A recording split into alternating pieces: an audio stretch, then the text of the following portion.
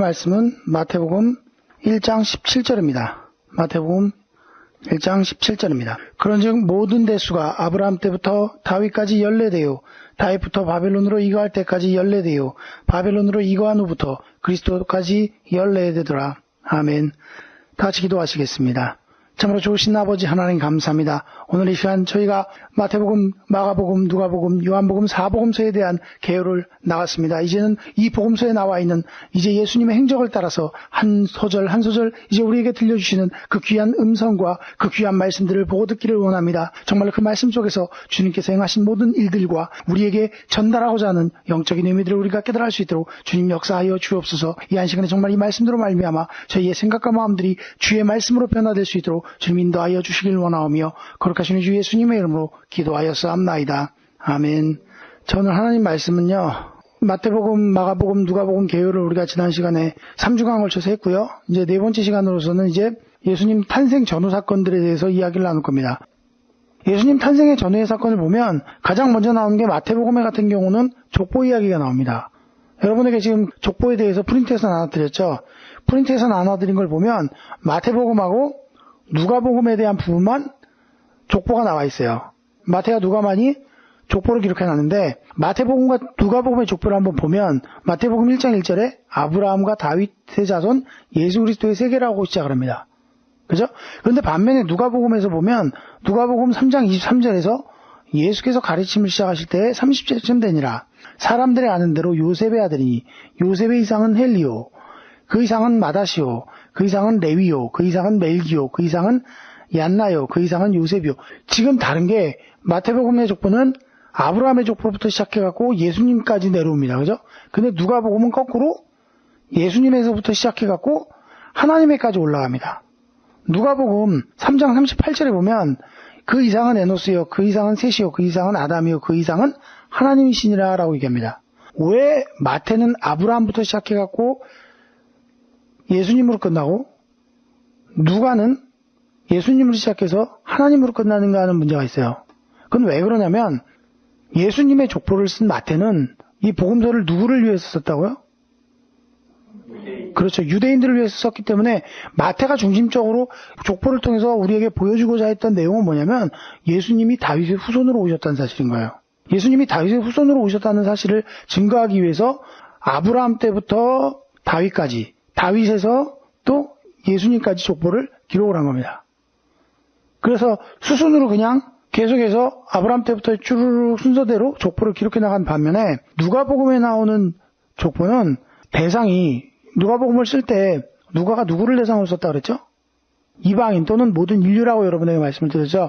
그래서 이 누가복음은 복음 자체가 예수님의 족보를 통해서 예수님의 정통성이나 혈통을 증명하고자 하는 게 아니라 결국 이 복음은 누구에게 들어가기 위해서 세상 만민에게 들어가기 위해서 하나님이 중심으로 쓴 거예요.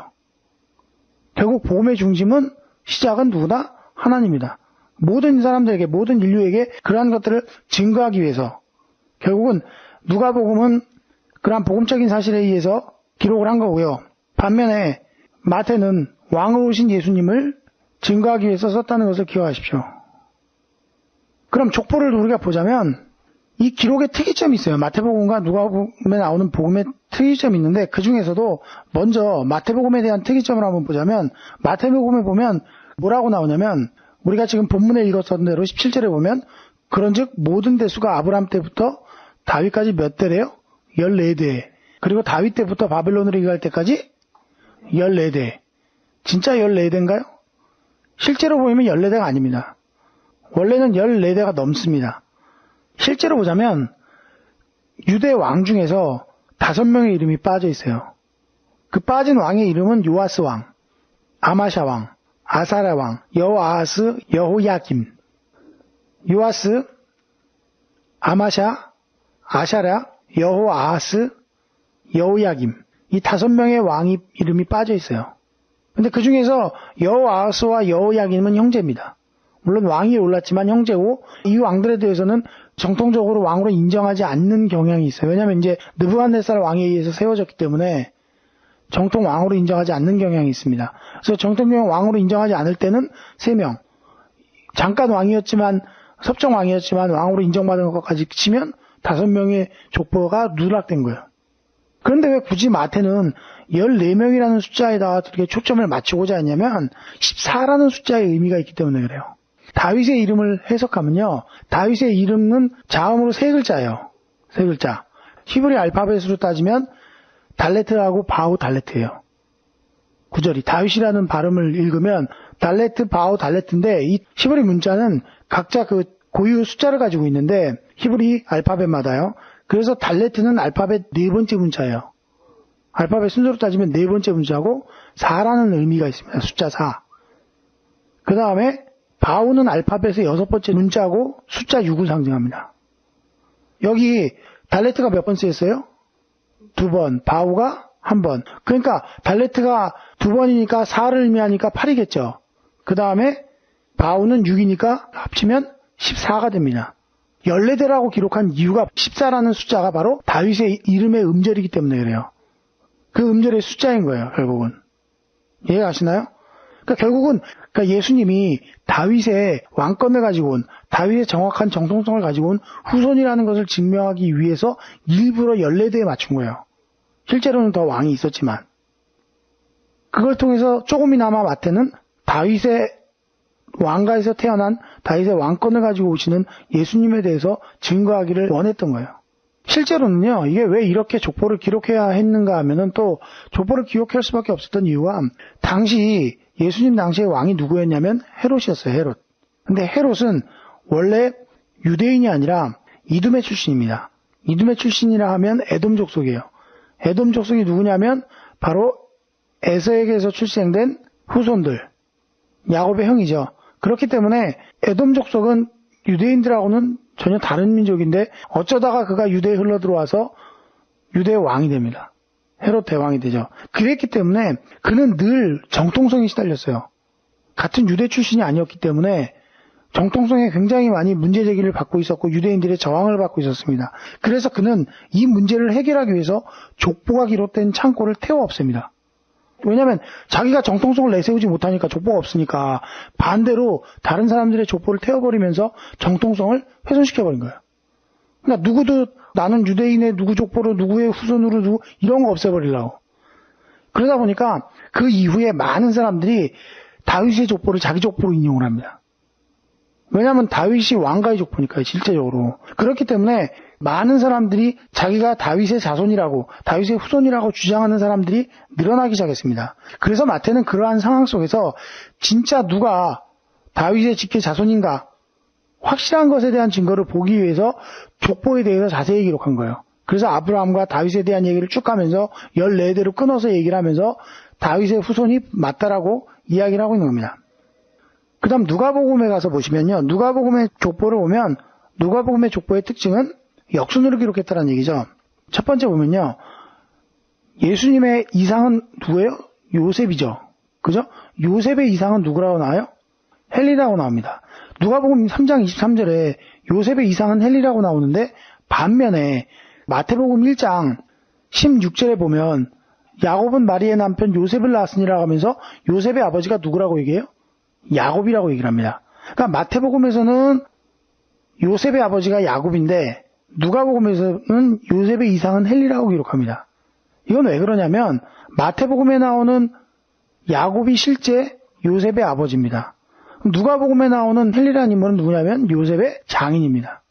그렇기 때문에 마태복음에 나오는 족보는 여러분이 한번 마태복음에 가서 보시면요. 다윗왕 다음이 누구라고 나와요? 1장 6절에 보면 다윗왕을 낳으니라. 다윗은 우리아의 아내에게서 누구를 낳았대요? 솔로몬을 낳았다 그러죠. 자, 그런데 솔로몬의 계통을 이었다라고 얘기를 하는데 반면에 누가복음에 나오는 다윗을 한번 찾아보세요. 누가복음에 나오는 다윗은 어디에 나오죠? 몇 절이죠? 31절에 보면 그 이상은 멜레아요, 그 이상은 맨나요, 그 이상은 마따다요, 그 이상은 나단이요, 그 이상은 다윗이요. 그죠? 자, 그 이상이라고 얘기를 했으니까 다윗의 후손은 누구예요? 나단인 거죠.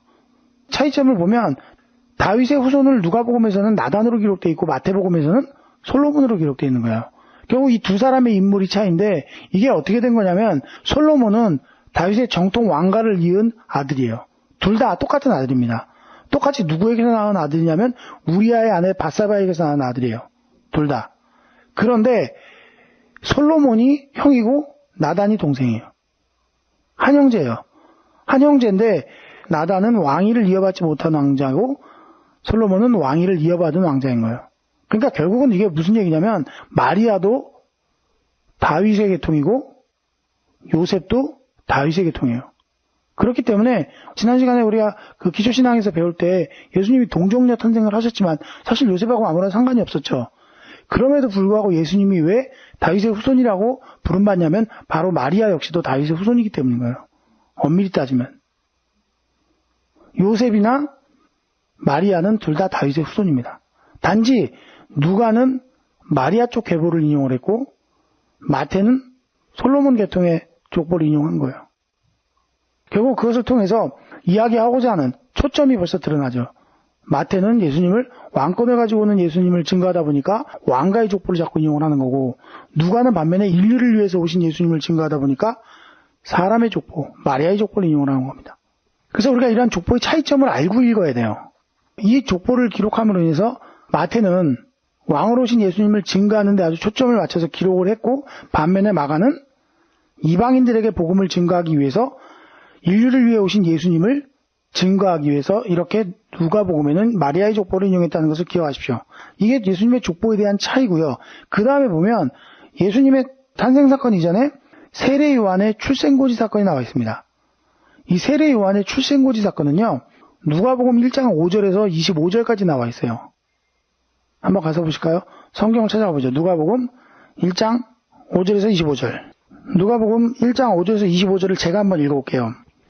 유대왕 헤롯 때 아비야 반열의 제사장 하나가 있으니 이름은 사가라요. 그 아내는 아론의 자손이 이름은 엘리사벳이라. 이 두 사람이 하나님 앞에 의인이니 주의 모든 계명과 규례대로 흠없이 행하더라. 엘리사벳이 수태를 못하므로 저희가 무죄하고 두 사람이 나이가 많더라. 마침 사가랴가 그 반열의 차례대로 제사장의 직무를 하나님 앞에 행할세 제사장의 전례를 따라 제비를 뽑아 주의 성소에 들어가 분향하고 모든 백성은 그 분향하는 시간에 밖에서 기도하더니 주의 사자가 저에게 나타나 향단 우편에 선지라. 사가랴가 보고 놀라며 무서워하니 천사가 일러 가로되 사가랴여 무서워 말라. 너의 간구함이 들린지라. 내 아내 엘리사벳이 내게 아들을 낳아주리니 그 이름을 요한이라 하라. 너도 기뻐하고 즐거워할 것이요 많은 사람도 그의 남을 기뻐하리니 이는 저가 주 앞에서 큰 자가 되며 포도주나 소주를 마시지 아니하며 모태로부터 성령의 충만함을 입어 이스라엘 자손을 주 곧 저희 하나님께 많이 돌아오게 하겠음이니라. 저가 또 엘리야의 심령과 능력으로 주 앞에 가서 아비의 마음을 자식에게 거스리는 자를 의인의 슬기에 돌아오게 하고 주를 위하여 세운 백성을 예비하리라.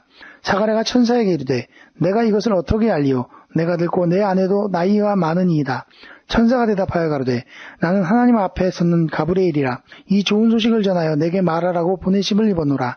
보라 이 일이 되는 날까지 내가 벙어리가 되어 능히 말을 못하리니 이는 내 말을 내가 믿지 아니하며니와 때가 이르면 내 말이 이루리라 하더라. 백성들이 사가랴를 기다리며 그의 성소 안에서 지체함을 기이 여기더니 그가 나와서 저희에게 말을 못하니 백성들이 그 성소 안에서 이상을 본 줄 알았더라. 그가 형용으로 뜻을 표시하며 그냥 벙어리대로 있더니 그 직무의 날이 다하되매 집으로 돌아가니라. 이후에 그의 아내 엘리사벳이 수태하고 5달 동안 숨어 있으며 가로되 주께서 나를 돌아보시는 날에 인간의 내 부끄러움을 없게 하시려고 이렇게 행하심이라 하였더라. 아멘.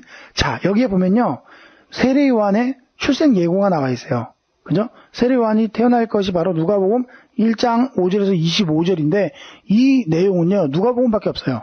사복음서는 어디에도 없고 오직 누가복음에만 기록되어 있습니다.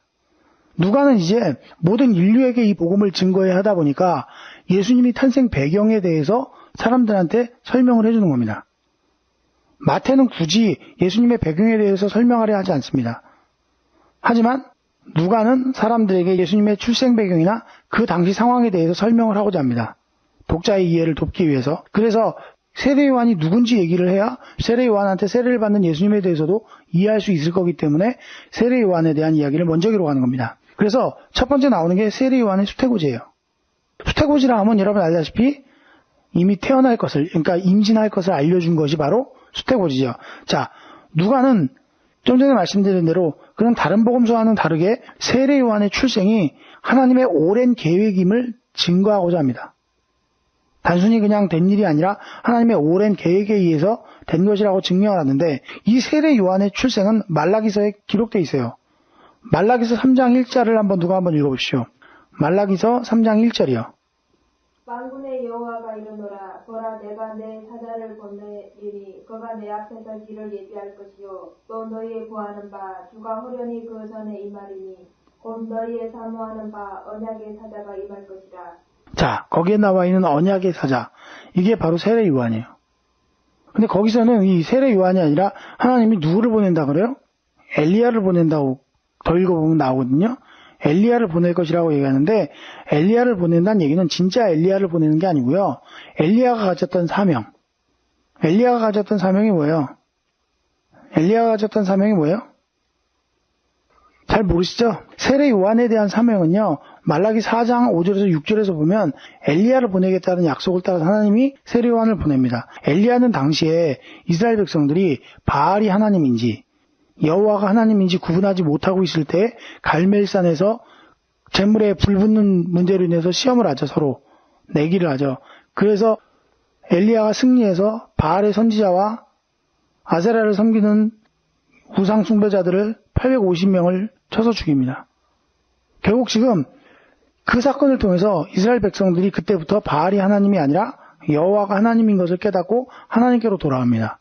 마찬가지로 세례 요한을 통해서 회개를 촉구함으로 인해서 이스라엘 백성들의 마음들이 하나님께로 돌아오게 만드는 게 바로 세례 요한의 사명인 거예요.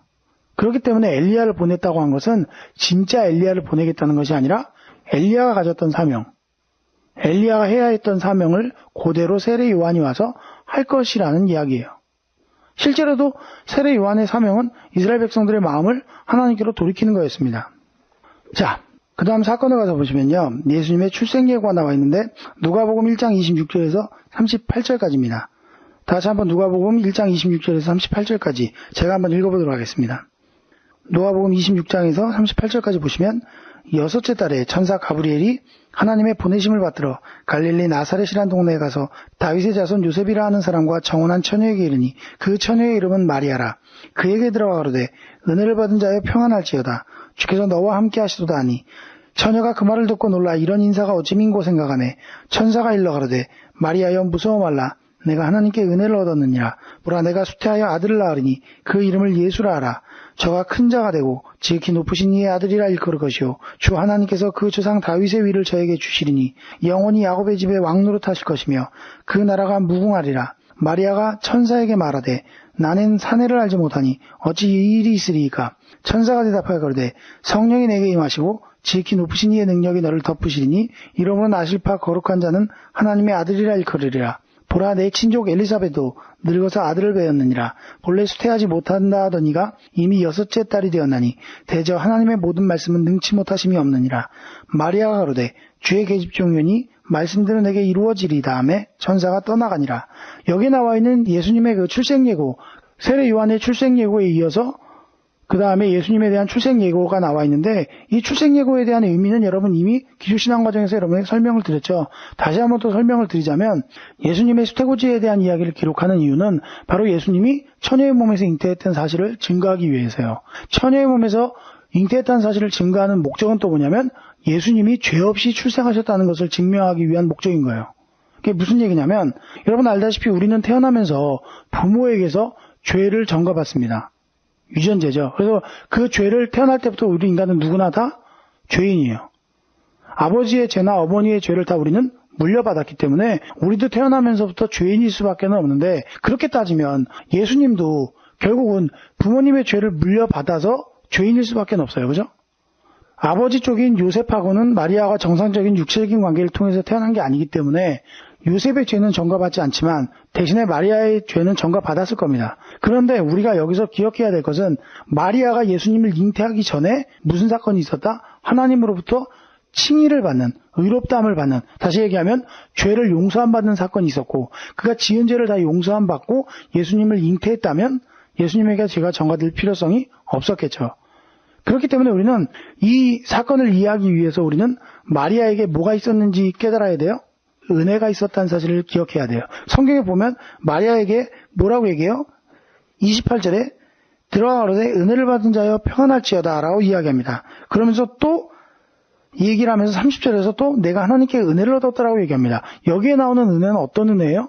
두 가지의 의미가 있다 그러죠. 첫 번째는 어떤 의미? 마리아여 내가 선택받았다는 의미.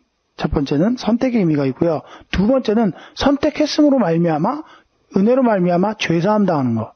우리가 에베소서 2장 8절에 보면 뭐라고 나와 있어요? 에베소 2장 8절에 너희가 그 은혜로 인하여 믿음으로 말미암아 구원을 얻었나니 이것이 너희에게서 난 것이 아니요 하나님의 선물이야. 은혜를 받으면 은혜는 우리가 일반적으로 알고 있는 일반적인 은혜도 있지만 여기서 이야기하는 은혜란 구원의 은혜예요. 구원의 은혜라는 것은 죄인이 그 죄를 용서함 받고 죄인으로 인정받지 않는 것, 죄인에서 해방되는 것, 그 구원의 은혜를 이야기하는 겁니다. 그렇기 때문에 마리아는 예수님을 잉태하기 전에, 성령으로 잉태되기 전에 그 육신의 죄를 어떻게 됐다? 다 사함을 받았다는 거죠. 용서함 받고 난 다음에 예수님을 잉태했어요. 그 사건을 증거하려고 예수님의 출생 예고를 기록하고 있는 거예요. 성경 어디에도 그 배경이 나와 있지 않지만 오직 누가복음에만 예수님의 수태고지가 나오면서 결국 예수님이 인류의 죄를 지고 가시기에 부족함이 없는 분이셨다는 사실을 기억하라고 깨달으라고 여기다가 이 말씀을 기록해 놓은 겁니다. 그게 바로 누가복음 1장 26절에서 38절까지 나와 있는 예수님의 출생 예고에 대한 영적인 의미예요.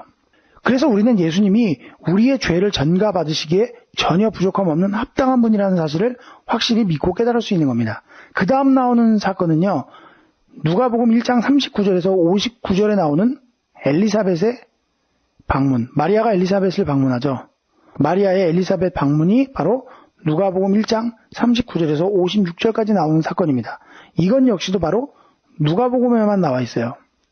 다른 복음서에는 없고 누가복음만 나오는 마리아의 엘리사벳 방문. 그렇기 때문에 마리아와 엘리사벳은 서로 어떤 간이다? 친척간이에요. 여기서 볼 것 같으면 친척간이라고 분명히 나옵니다. 39절에서 56절까지 한번 읽어보도록 하겠습니다. 이때 마리아가 일어나 빨리 산중에 가서 유대 한 동네에 이르러 사가라의 집에 들어가 엘리사벳에게 문안하니 엘리사벳이 마리아의 문안함을 들으매 아이가 복중에서 뛰어노는지라. 엘리사벳이 성령의 충만함을 입어 큰 소리로 불러가로되 여자 중에 내가 복이 있으며 내 태중의 아이도 복이 있도다. 내 주의 모친이 내게 나오니 이 어찌된 일인고 보라 내 문안하는 소리가 내 귀에 들릴 때 아이가 내 복중에서 기쁨으로 뛰놀았도다. 믿는 여자에게 복이 있도다. 주께서 그에게 하신 말씀이 반드시 이루리라. 마리아가 가로되 내 영혼이 주를 찬양하며 내 마음이 하나님 내 구주를 기뻐하였음은 그 계집종의 비천함을 돌아보셨음이라. 보라 이제 후로는 만세의 날을 복이 있다 일컬으리로다. 능하신 이가 큰 일을 내게 행하셨으니 그 이름이 거룩하시며 긍휼하심이 두려워하는 자에게 대대로 이르는도다. 그의 발로 힘을 보이사 마음의 생각이 교만한 자들을 흩으셨고 권세 있는 자를 그 위에서 내리치셨으며 비천한 자를 높이셨고 줄이는 자를 좋은 것으로 배불리셨으며 부자를 공수로 보내셨도다. 그 종 이스라엘을 도우사 긍휼히 여기시고 기억하시되 우리 조상에게 말씀하신 것과 같이 아브라함과 및 그 자손에게 영원히 하시리로다 하니라. 마리아가 석 달쯤 함께 있다가 집으로 돌아가니라. 자, 지금 나와 있는 것처럼 마리아가 엘리사벳의 집에 방문합니다. 결국 이 사건이 우리에게 보여주는 의미는 뭐냐면 마리아의 수태고지 후에 마리아에게 하나님의 약속의 확실성을 고취시키는 사건이었다는 거예요. 무슨 얘기냐면 마리아는 분명히 의심 없이 받아들였지만 그에게 믿음을 더하게 하기 위해서 엘리사벳을 방문하게 하신 거예요. 결국 그것을 통해서 엘리사벳이 고백을 하죠. 내 주의 모친이 내게 나오심이 어찌미니까 나올 때 네 목소리를 들을 때 내 뱃속의 아이가 내 뱃속에서 뛰어놀았다. 그 이야기를 하면서 결국 이것을 통해서 하나님의 약속의 확실성, 그것을 마리아로 하여금 확실히 믿게 하기 위한 것이었고 그것을 통해서 또 마리아 입술에서 뭐가 나오게? 감사와 찬양과 고백을 하게 하기 위한 사건이었던 거예요. 그리고 마리아가 엘리사벳을 방문했을 때 요한이 복중에서 뛰놀며 기뻐했다는 것은 예수님의 우위성에 대해서 설명을 하는 거예요. 예수님이 세례 요한보다 위에 계시다는 것과 세례 요한의 증거가 이때부터 뱃속에서부터 시작된 거예요. 그죠? 뛰놀면서부터 예수님을 증거하는. 그러니까 결국 이 구절을 통해서 예수님과 세례 요한의 관계성을 은연중에 드러내주고 있는 거예요. 그것이 바로 세례 요한의 사명이었음을 은연중에 보여주고 있습니다. 그리고 세 번째로는 엘리사벳이 마리아를 영접하죠. 그러면서 예수님의 영적인 신분, 주의 모친이라고 부르는 이러한 것을 통해서 예수의 영적인 신분과 그리고 다시 한번 예수님의 확실성에 대한 증거를 하고 있는 겁니다. 사실 성령이 아니고서야 엘리사벳이 마리아에게 약속하신 말씀을 어떻게 알았겠어요? 그러면서 내 주의 모친이라고 어떻게 불렀겠어요? 그 역시도 성령이 엘리사벳에게 역사하셨다고 봐야겠죠. 이것을 통해서 마리아가 엘리사벳의 방문을 통해서 그에게 믿음을 더하고 또 요한과 예수님의 관계를 드러내주고 또 예수님의 영적인 신분에 대해서 은연중으로 증명해 주는 겁니다. 그러면서 누가는 이러한 사실들에 대해서 인류에게 또는 이방인들에게 이러한 설명들을 부연 설명을 하고 있는 거예요. 이해하기 쉽게. 그 다음 네 번째로 나오는 사건은요. 누가복음 1장 57절에서 80절입니다. 누가복음 57장에서 80절까지 나오는 사건인데 이건 세례 요한의 출생이죠. 세례 요한이 예수님보다 몇 달 먼저 태어났다고요? 6개월 먼저 태어났다고요. 6개월 먼저 잉태됐고 6개월 뒤에 예수님이 태어나시죠. 그렇기 때문에 보면 세례 요한의 출생을 가서 보시면 우리가 다 같이 누가복음 1장 57절에서 80절까지 한번 읽어볼게요. 엘리사벳이 해산할 기한이 차서 아들을 낳으니 이웃과 친족이 주께서 저를 크게 긍휼히 여기심을 듣고 함께 즐거워하더라. 8일이 되매 아이를 할례하러 와서 그 부친의 이름을 따라 사가랴라 하고자 하였더니 그 모친이 대답하여 가로되 아니라 요한이라 할 것이라 하매 저희가 가로되 내 친족 중에 이 이름으로 이름한 이가 없다 하고 그 부친께 형용하여 무엇으로 이름하려는가 물으니 저가 석판을 달라 하여 그 이름을 요한이라 쓰매 다 기이히 여기더라. 이에 그 입이 열리고 혀가 풀리며 말을 하며 하나님을 찬송하니 그 근처에 사는 자가 다 두려워하고 이 모든 말이 온 유대산 중에 두루 퍼지매 듣는 사람이 다 이 말을 마음에 두며 가로되 이 아이가 장차 어찌 될꼬 하니 이는 주의 손이 저와 함께 하심이라라. 그 부친 사가랴가 성령의 충만함을 입어 예언하며 가로되 찬송하리로다. 주 이스라엘의 하나님이여 그 백성을 돌아보사 속량하시며 우리를 위하여 구원의 뿔을 그 종 다윗의 집에 일으키셨으니 이것은 주께서 예로부터 거룩한 선지자의 입으로 말씀하신 바와 같이 우리 원수에게서와 우리를 미워하는 모든 자의 손에서 구원하시는 구원이라. 우리 조상을 긍휼히 여기시며 그 거룩한 언약을 기억하셨으니 곧 우리 조상 아브라함에게 맹세하신 맹세라. 우리를 원수의 손에서 건지심을 입고 종신토록 주의 앞에서 성결과 의로 두려움 없이 섬기게 하리라 하셨도다. 이 아이여 내가 지극히 높으신 이의 선지자라 일컬음을 받고 주의 앞에 앞서가서 그 길을 예비하여 주의 백성에게 그 죄사함으로 말미암는 구원을 알게 하리니 이는 우리 하나님의 긍휼을 인함이라. 이로써 돋는 해가 위로부터 우리에게 임하며 어둠과 죽음의 그늘에 앉은 자에게 비추이고 우리 발을 평강의 길로 인도하시리로다 하니라. 아이가 자라며 심령이 강하여지며 이스라엘에게 나타나는 날까지 빈들에 있으니라. 아멘. 자, 세례 요한의 출생 사건이죠. 세례 요한의 출생의 의미는 뭐냐면요. 세례 요한은 우리가 특히 잘 기억해야 되는데 세례 요한은 구약과 신약의 연결다리 역할, 가교 역할을 하고 있어요. 우리가 알다시피 세례 요한은 구약의 마지막 선지자입니다. 그래서 세례 요한을 끝으로 구약이 끝나요. 세례 요한을 끝으로. 세례 요한이 태어나기 400년 전 말라기 선지자를 끝으로 구약에 대해서 예언에 대한 것들은 없었어요. 예수님이 오시기까지 400년 동안은 선지자도 없고 종도 없고 하나님의 말씀도 없고 400년을 그렇게 지나왔기 때문에 그 400년을 우리가 신구약 중간사 또는 신구약 암흑기라고 불러요. 그 중간 동안 아무런 역사도 없었죠. 그러다가 세례 요한이 400년 후에 태어나면서 세례 요한이 구약의 마지막 선지자의 계통을 잇습니다. 선지자의 계통을 마지막으로 잇고 나서 그를 끝으로 이제 더 이상 선지자는 나오지 않습니다. 물론 예수님도 선지자의 직분을 갖고는 있지만 그러한 개념에서가 아니라 다른 개념이죠, 예수님은. 그래서 400년 동안을 바로 신구약 신묵기라고 부르는데 신약과 구약의 연결 통로를 해주는 게 바로 세례 요한이라는 것을 여러분이 기억을 해주십시오. 아까도 말씀드렸지만 엘리야를 보내겠다는 말라기에서의 예언이 바로 엘리야가 맡았던 사명을 요한도 하게 될 것이라는 것입니다. 세례 요한이 해야 될 일이 바로 이스라엘 백성들의 마음을 하나님께로 돌이켜서 회개케 하는 것이 바로 그의 사명이었다는 거죠. 그의 사명은 크게 두 가지로 압축이 되는데 하나님께로 돌이키는 것과 동시에 예수님을 증거하는 게 그의 사명입니다. 요한의 출생은 아주 오래전부터 약속되었던 구약의 예수님에 대한 예언이 몇 번이요? 450번 정도가 예언되어 있어요. 메시아가 날 것을. 결국 그러한 출생에 대한 오래된 약속에 대한 성취라는 사전 성취죠. 예수님이 오게 될 것에 대한 사전 성취라는 측면에서 곧 오실 메시아에 대한 예언이기도 한 겁니다. 곧 오실 메시아에 대한 증거이기도 한 거예요. 곧 오실 메시아에 대한 증거이기도 한 것인데 세례 요한은 예수님보다 아까 말씀드린 대로 6개월 먼저 출생했고 그의 탄생이 세례 요한의 탄생이 아주 초자연적이죠. 누구하고 똑같아요? 이삭하고 똑같죠. 역시 아브라함과 사라도 나이 많아서 도저히 인간으로는 출생할 수 없는 나이였음에도 불구하고 하나님의 능력으로 출생했던 것처럼 세례 요한의 출생이 또한 그렇다는 거예요. 곧이어 출생할 예수님의 출생도 또 초자연적이죠. 처녀가 잉태하여 아들을 낳았으니. 결국 이 초자연적인 역사를 통해서 이것이 바로 하나님의 역사와 섭리였다는 사실을 우리에게 깨닫게 해주려는 것입니다. 이해가십니까? 그 다음 5번째, 오늘은 여기까지 아마 수업을 하게 될 건데요. 5번째 나오는 수태고지, 요셉의 수태고지입니다. 마리아의 수태고지가 아니라 요셉의 수태고지가 나옵니다. 이거는 마태복음 고유의 기록이에요. 누가는 누구에게 수태고지가 있었어요? 마리아에게. 반면에 마태는 수태고지가 누구에게 있어요? 요셉에게. 이건 아까 얘기해준 내용하고 똑같은 거예요. 왜? 마태는 누구의 기록? 왕가의 기록. 누가는 누구의 기록? 사람의 아들인 마리아의 계보를 기록했기 때문인 거예요. 왜?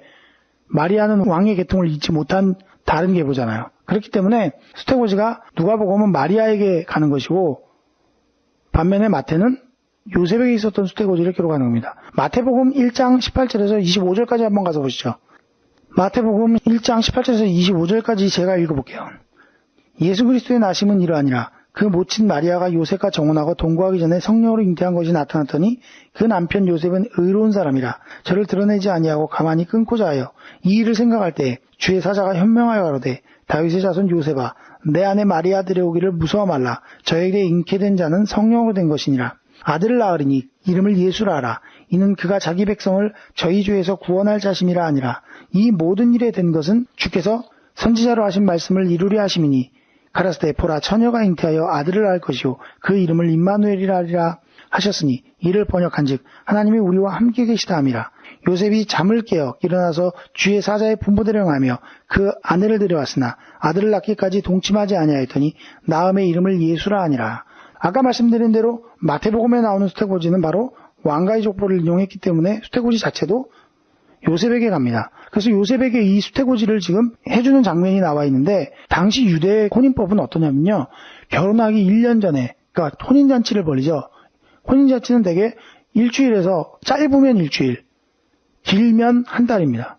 보통 혼인잔치가. 우리하고는 틀려요, 개념이. 한 달 정도 혼인잔치를 하는데, 물론 가난한 집들은 거의 다 일주일 내지는 며칠 안에 결혼잔치가 끝납니다. 하지만 결혼하기 1년 전에 약혼을 해요. 결혼하기 1년 전에 약혼을 하고, 이 약혼을 할 때부터 이미 법적으로는 부부예요. 법적으로 1년 전부터 약혼을 할 당시부터 이미 그들은 부부관계로 인정되기 때문에 만약 이때 당시에 문제가 생기면 파혼이 되기도 하고 그렇습니다. 그런데 만약에 약혼을 했어요. 약혼을 했는데도 불구하고 약혼한 상태에서 남자가 군인으로 끌려가서 죽거나, 그래서 원래 율법에서는 결혼한 지 1년이 안 된 사람은 군대 끌려갈 수 없어요. 원래 법으로 그렇게 정해져 있어요. 그런데 만약에 불의의 사고를 당해서 죽었다. 그럼 이 여자는 아직 결혼 안 했잖아요. 그래도 과부로 삽니다, 평생. 과부가 돼야 돼요. 물론 제가 할 수도 있는 경우도 있긴 하겠지만, 그렇지만 실질적으로 과부가 돼버립니다. 이미 결혼한 상태이기 때문에. 떳떳하게 결혼하기는 어려운 상황이 돼버리는 거죠. 그리고 당시 약혼한 상태에서 사실혼 관계, 다시 얘기하면 약혼한 상태에서도 성관계를 가져서 임신하는 일들은 비일비재했어요. 예수님 당시에도. 그런데 그런 경우는 서로 법적인 부부고 또 1년 안에 뭐 자기들끼리 동침을 하거나 해서 자녀를 갖기도 하고 하지만, 실제로 이러한 경우는 아무런 문제가 없지만, 이 경우에 만약에 바람을 피든가 다른 남자와 통정을 통해 갖고 임신을 하게 된 경우는 아주 심각한 결과를 초래합니다. 만약에 약혼한 남자가 아닌 다른 남자의 아이를 배웠다면 이건 굉장히 큰 문제가 돼요. 오늘날에는 뭐 간음죄는 뭐 자기 성적 선택이 뭐 어쩌고 이래가면서 요즘엔 간음죄를 처벌하지 말자는 뭐 대법원에 뭐 이런 얘기도 있고 있는데, 성경에서는 그것에 대해서 아주 엄격합니다. 지금도 아프리카 지역에서는 간음죄에 대해서는 돌로 때려 죽여요. 돌로 던져갖고 쳐 죽입니다. 몇 년 전에 아마 그런 사건이 나갔고, 지금도 아마 그런 사건이 비일비재하게 벌어질 거예요. 명예살인이라고 불리는, 이슬람에서는 또 그런 게 있죠. 명예살인이라고 불리는 거. 원치 않는 가문과 결혼하거나 사귀거나 이러면 그 딸을 수치스럽다고 해갖고 죽여버립니다. 그런 것처럼 약혼한 상태에서 다른 남자의 아이를 임신한 경우에는 공개 재판을 받습니다. 그래서 돌에 맞거나 불에 태워줄 수가 있어요. 이런 상황이었던 거죠. 그래서 요셉이 성경을 읽어보면 요셉이 가만히 약혼을 파하고자 했던 이유가 마리아의 생명은 지켜주고 싶었던 거예요. 선한 사람인 거죠. 자기 권리대로라면 이 여자를 끌고 나가서 사람들 앞에 공개 재판할 수 있어요. 이 여자가 나도 모르는 남자의 아이를 배웠다 그러면 마리아는 돌로 쳐서 죽을 수밖에 없어요. 근데 마리아가 그렇게 죽는 걸 원치 않았기 때문에 가만히 끊고자 합니다. 그리고 또 여러분이 알아야 될 게 뭐냐면 이 동정녀 탄생 이후에 예수님이 12살 때 예루살렘 사건 이후에 요셉의 이야기는 잘 안 나와요. 그죠? 그 이후에 예수님이 십자가 사건에 달릴 때 보면 그때는 마리아가 또 나와요. 근데 요셉은 안 나와요. 왜 그럴까요? 마리아하고 요셉의 나이 차이가 굉장히 많이 나는 거예요. 이미 예수께서 장성하셨을 때는 요셉이 없거나 죽은 거예요. 나이 차이가 많았다는 것. 왜냐하면 그때 여자들의 결혼 정년기는 몇 살? 11살에서 12살이었기 때문에. 당시에 결혼 정년기가. 남자는 정년기라는 게 없습니다. 물론 환경에 맞춰갖고 물론 가지만 여자를 데려올 만한 능력이 돼야 되고요. 그리고 나이가 많다고 해서 또 제가 하는 거에 대해서는 별개였어요. 요셉만 가만히 있으면 요셉의 애라고 추측할 수도 있는 거잖아요. 그죠? 파혼되는 거라면 문제는 없는 거니까 조용히. 드러나지만 않으면 그 일이 드러나지만 않으면 문제가 없기 때문에 결국 끊음으로 인해서 자기가 끊어줌으로 인해서 생명을 건질 수 있는 거죠.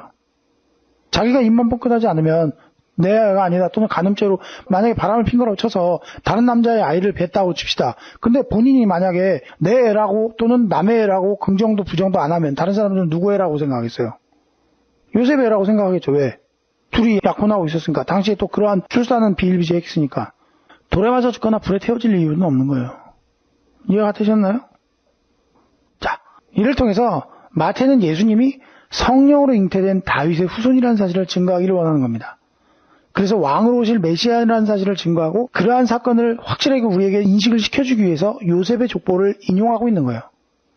그렇기 때문에 마리아의 수태고지에서처럼 자세한 내막보다는 잉태 사실만 간략하게 기록을 하고 있는 겁니다. 그래서 이 두 가지 내용들이 사실은 입체적으로 보여주고 있는 거예요. 그냥 단순히 우리가 마태복음만 읽으면 요셉에 대한 수태고지만 있으니까 내용을 보기가 좀 어렵고, 그래서 이렇게 사복음서를 비교해서 보다 보면 한 사건을 여러 가지 각도에서 볼 수 있는 그러한 눈이 생기게 되는 겁니다.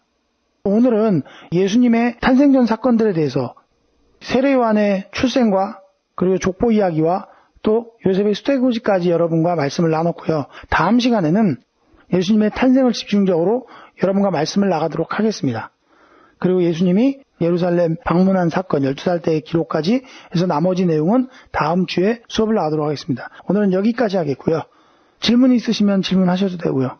질문 없으시면 기도하고 마치도록 하겠습니다. 기도하겠습니다. 참으로 좋으신 아버지 하나님 감사합니다. 우리가 오늘 동정녀 탄생의 이야기와 또한 예수님의 족보 이야기와 예수님의 탄생 전에 있었던 여러 가지 사건들에 대하여 그 영적인 의미와 마태가 또는 누가가 우리에게 어떤 의미를 전달하고자 했는지 이 시간 밝히 깨닫게 해주심을 감사합니다. 우리가 이 말씀을 들을 때 정말 이전에 알지 못하였던 예수님의 환경과 예수님의 영적인 배경들에 대해서 또한 이 시간 밝히 알게 해주심을 감사드리며 날마다 이 말씀을 들을 때마다 우리의 생각과 마음들이 더욱더 말씀에 가차이 갈 수 있도록 주님 붙잡아 주시옵소서.